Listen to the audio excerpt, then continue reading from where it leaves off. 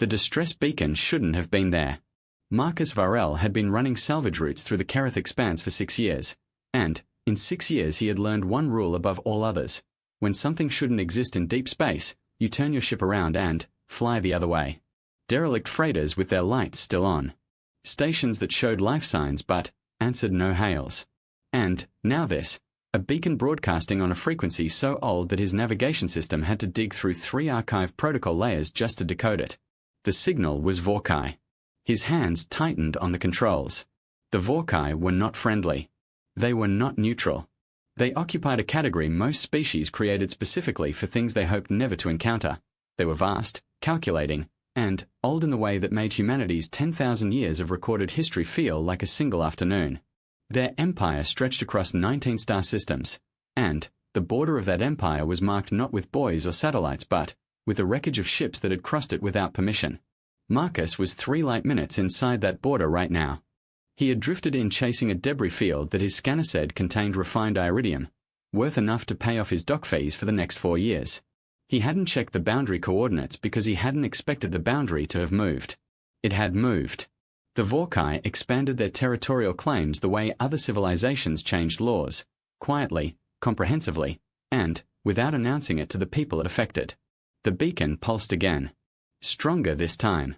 His scanner locked onto its origin point, a fragment of something massive, half a kilometer off his port bow, tumbling slowly in the dark. What remained of it was organic. The hull, if you could call it that, was biological material fused with metal the way coral grows around rock. Vorkai architecture. A warship, or what had been one, sheared nearly in half by something that had left blast patterns Marcus didn't recognize.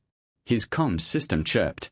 An automated message, transmitted from the fragment, decoded by his ship-straining protocol archive into something close enough to translation. Life sign. Singular. Deteriorating. Oxygen equivalent environment.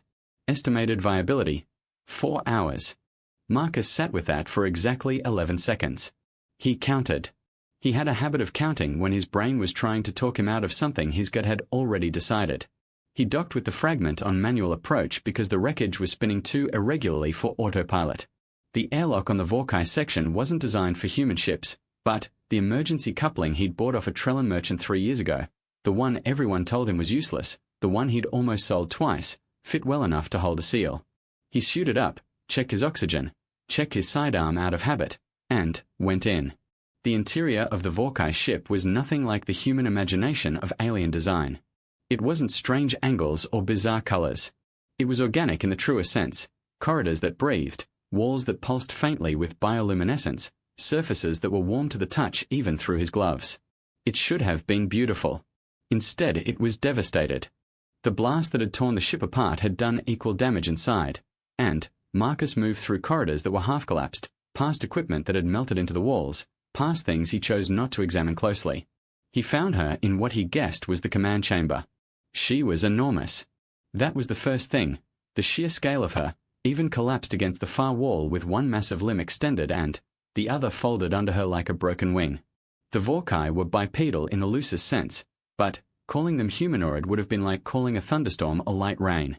She was 8 feet tall even in collapse, her exoskeleton a deep iridescent black, cracked in 3 places along her thorax with something amber leaking from the cracks that Marcus's suit scanner identified as hemolymph.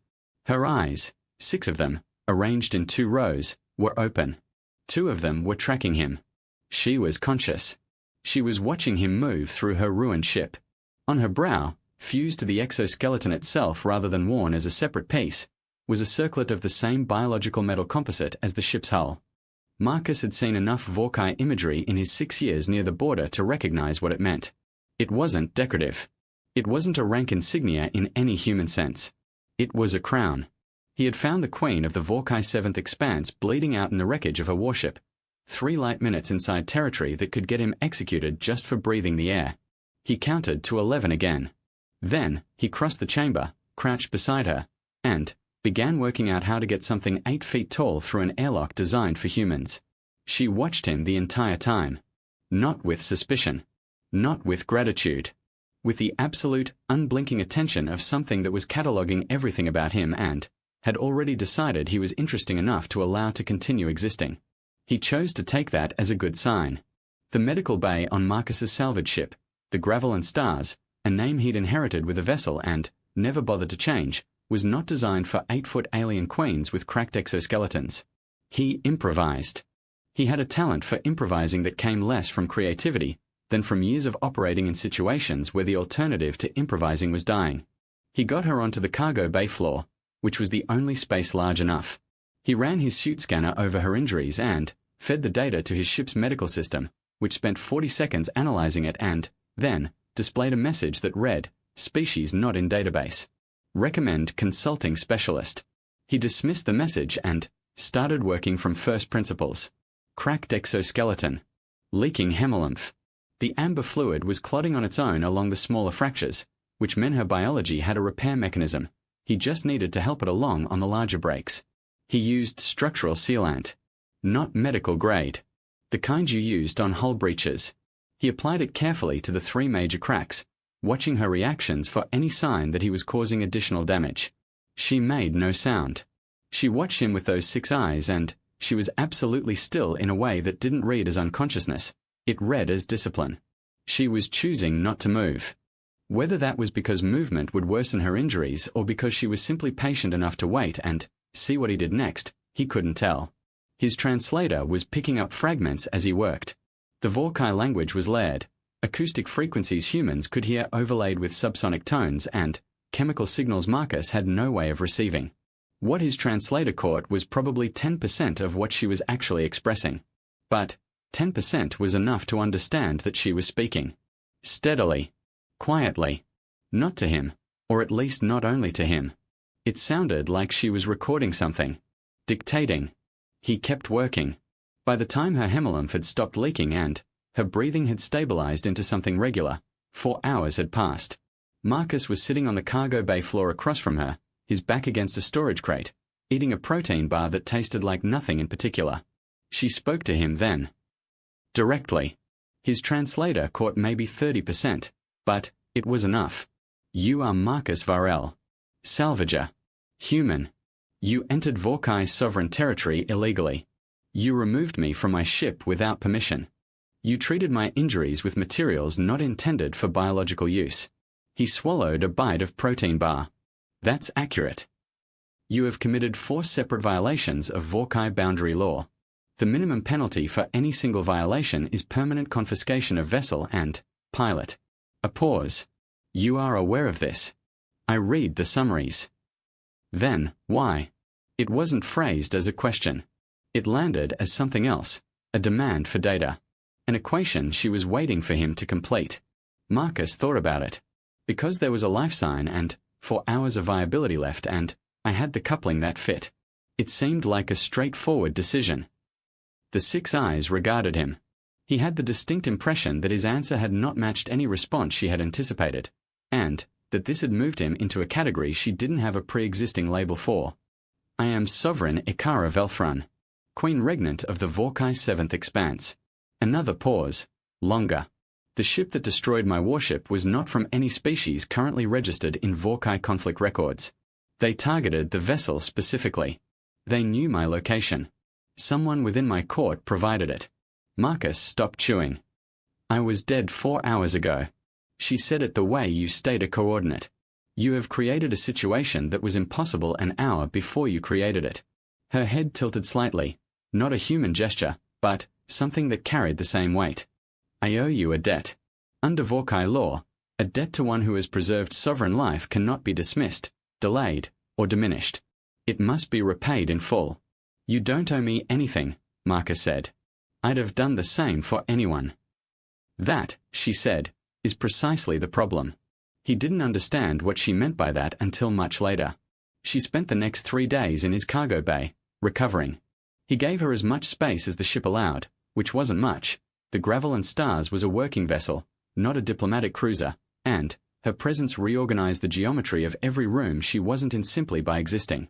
He ate at odd hours to avoid crowding her. He slept in short intervals. He ran the ship quietly. On the second day she asked him questions.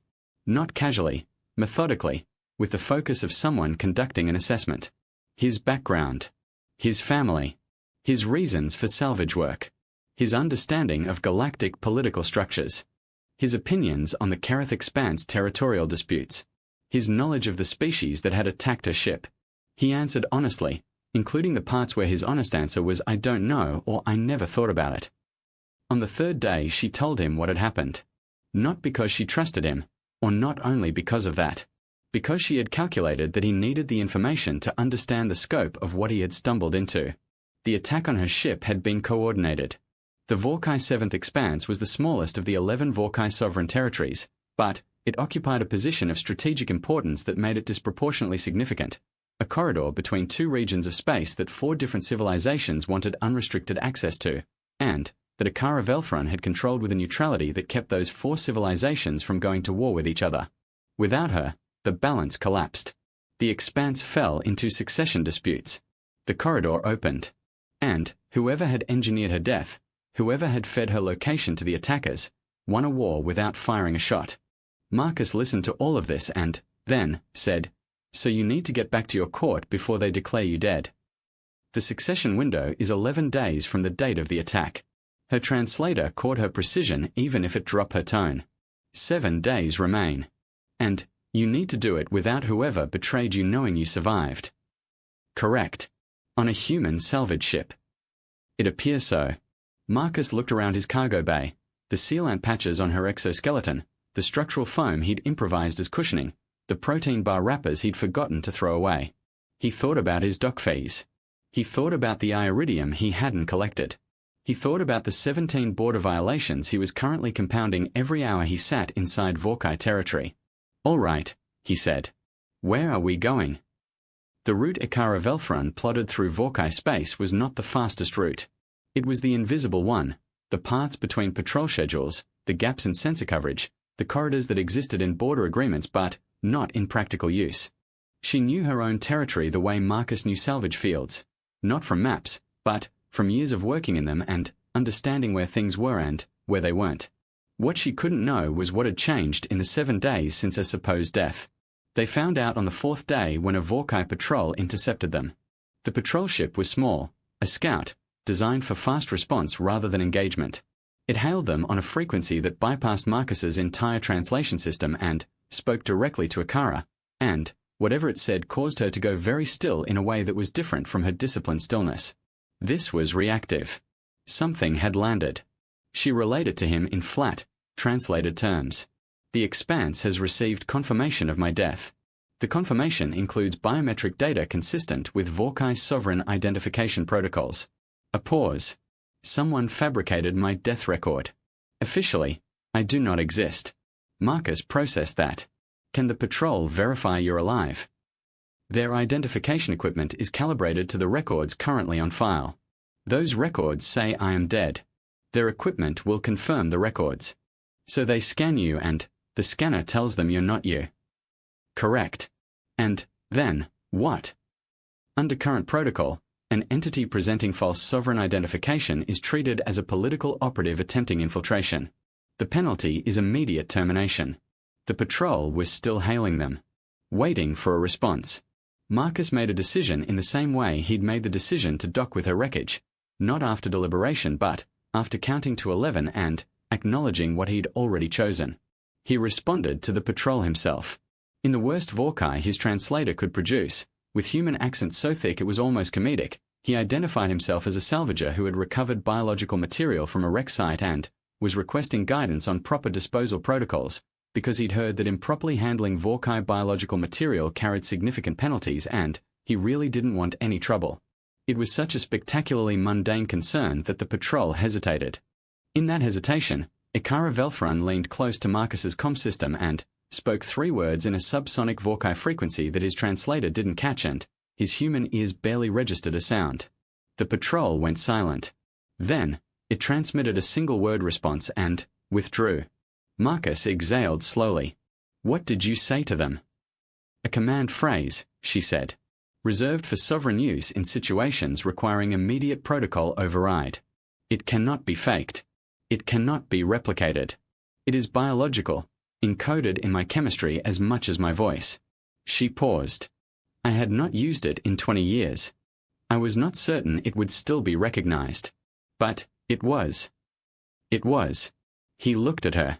She was watching the patrol ship's departure on his view screen with an expression he couldn't read, though after 4 days, he was beginning to develop intuitions. You knew you could do that the whole time. Yes. But you didn't do it when they first tailed us. You waited until I'd already made myself look like an idiot in front of a Vorkai patrol. You were not an idiot. You were effective. The delay created the necessary space for the command to be used without triggering a secondary alert. If I had responded immediately, the protocol would have logged it as a first response sovereign action and transmitted a record to command, which is currently controlled by whoever fabricated my death. The 6 eyes blinked in sequence, which he was beginning to think was the equivalent of a very dry smile. Your performance was useful. I'm glad to be useful, Marcus said, and turned back to the controls. He was starting to understand that traveling with a queen was not like traveling with anyone else. Every action was strategic. Every silence was calculated. Every piece of information she shared with him was shared because sharing it served a purpose, and every piece she didn't share was held back for the same reason. It wasn't deception. It was an entirely different relationship with disclosure than anything he'd encountered. She wasn't hiding things from him. She was deploying information the way he deployed his coupling tool. At the moment, it would do the most good. He found, unexpectedly, that he didn't mind. 3 days out from the 7th Expanse's seat of power, she told him the debt. Not in abstract terms. Not in diplomatic language. She told him specifically, precisely, what she intended to give him in repayment for his actions. Not wealth, though wealth was part of it. Not amnesty for his border violations, though that was also included. She told him that under Vorkai sovereign law, the individual who preserved a queen's life in extremis was entitled to claim a bond of standing. Not a title. Not citizenship. Something that didn't have a human equivalent. A permanent, irrevocable status that placed him outside normal category structures. He would not be a Vorkai subject. He would not be a foreign national. He would be, in a legal and social sense that the Vorkai had developed over 4,000 years of complex interspecies history, recognized. It meant that any Vorkai, anywhere, who encountered Marcus Varel would be obligated to treat him as a being whose existence had been validated by the sovereign herself. Not with deference. Not with friendship. But with the assumption of legitimacy that most humans spent their whole lives in Vorkai space never achieving. Marcus listened to all of this and, then, said, "That's too much." Ikara Velthron looked at him. "You freed a queen. I found someone who needed help and I had the right tool." "That is what freeing a queen means," she said. "It is not a grand act. It is the right act at the right moment. The rarity is not the action. It is the person willing to take it." He didn't have an answer to that. They came into the seat of the 7th Expanse on the 7th day, with hours to spare before the succession window closed. What greeted them was not a welcome. It was a siege. 3 warships, Vorkai design but flagged to a designation Marcus didn't recognize, which Ikara identified in a single flat word as traitors, held position above the administrative station where the succession would be declared. Their weapons were powered. They weren't firing yet. They were waiting for the window to close and the succession to begin, at which point the chaos of competing claims would give them cover for whatever they intended to do next. Marcus ran the numbers on his salvage ship versus 3 Vorkai warships and the numbers came out the same way every time he ran them, very badly. Ikara Velthron stood at his view screen and looked at the ships that were holding her throne hostage and she was completely, utterly calm. The calm of someone who had already decided what happened next and was simply waiting for the sequence to begin. "I need you to fly directly at them," she said. Marcus looked at her. "On purpose. At full speed. No weapons. No shields raised. Broadcast on all Vorkai sovereign frequencies simultaneously." She turned from the view screen to look at him. "Trust me." He had counted to 11 so many times in the past 7 days that the habit had started to feel less like a stall and more like a ritual. He counted now. Then he pushed the throttle forward. The Gravel and Stars, a battered, unglamorous salvage vessel with hull patches over its hull patches and a name nobody had ever found intimidating, crossed the distance toward 3 warships at a speed that made the proximity alarm scream. Ikara broadcast on every sovereign frequency simultaneously. Not a message. Not a declaration. The sovereign command phrase, encoded in her chemistry and her voice and something that went below the frequency of sound, transmitted outward in every direction at once. The warships received it.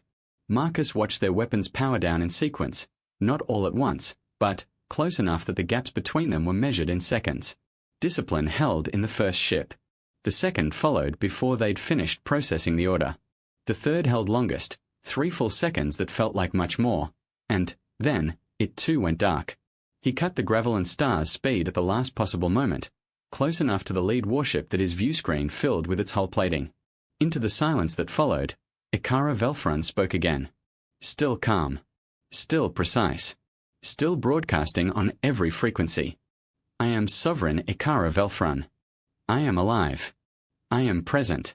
And I am returning to my throne. A pause. Any who dispute this may speak now. No one spoke. The succession window had 4 minutes remaining when she stepped off his ship and, onto the station, escorted by royal guards who had appeared from inside the station the moment her command phrase cleared them from whatever lockdown the traders had imposed. Marcus watched her go from his cockpit. She walked without hurrying. She didn't look back. She also didn't need to, because when she reached the entrance to the station, she stopped. And, without turning, she said, still on a frequency his translator caught, a single sentence that went out across all those same sovereign channels, permanent and irrevocable and encoded in Vorkai law for as long as the Seventh Expanse existed. The human Marcus Varel is recognized. The succession window had 2 minutes left. Marcus sat in his cockpit in the silence after everything, and looked at the Gravel and Stars console, and thought about dock fees, and Iridium, and the 11-second count that kept making decisions for him. Then, the comm chirped. A Vorkai patrol channel, formal and crisp, requesting his docking preferences, calling him, for the first time, by his recognized name. He told them any berth would do. He wasn't picky. And, as the salvage ship that nobody had ever found intimidating docked in the sovereign station of the Vorkai 7th Expanse, Marcus Varel finally understood what Ikara had meant 7 days ago, when she'd said that his willingness to help anyone was precisely the problem. It wasn't a flaw. It was the reason she decided, the moment he crossed her ruined ship to help her, that the debt she owed him would be the kind that lasted.